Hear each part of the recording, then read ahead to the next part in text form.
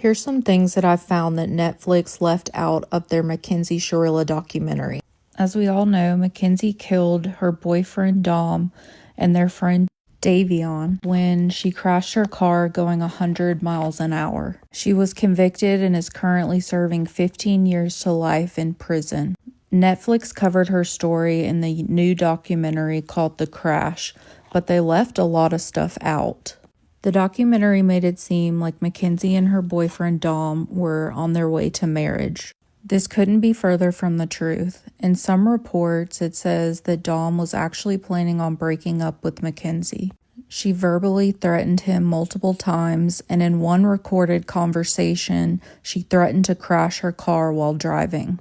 To put it lightly, their relationship was extremely toxic.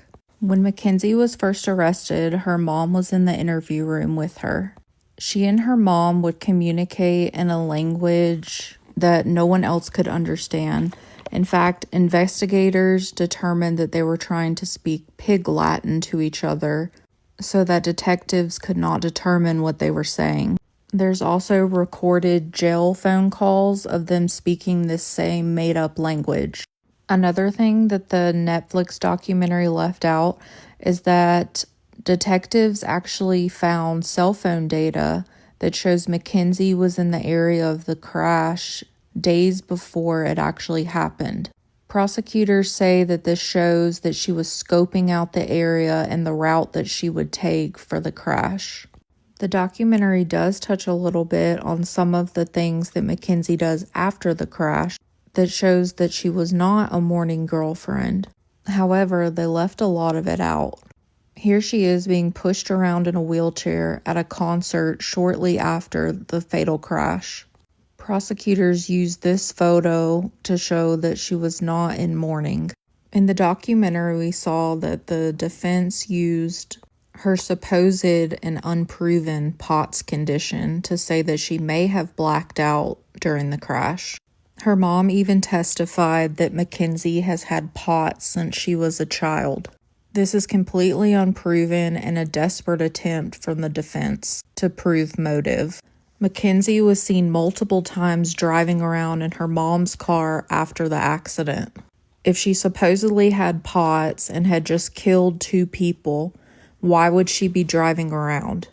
This just shows a complete lack of remorse on her part. Since the sentencing, Mackenzie has shown complete disdain for her lawyer. He has since been fired.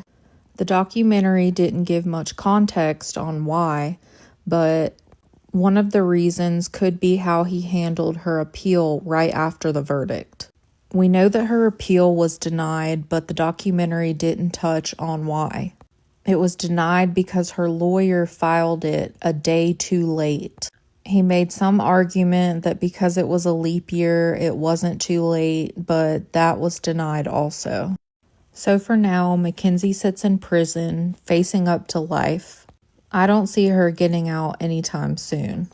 I might make a part 2 because I'm finding tons of new stuff that the documentary failed to mention. What do y'all think? Do you think her sentence was fair? Do you think she has any chance of being rehabilitated? What are some other things that you've found upon your research that were left out of the Netflix documentary?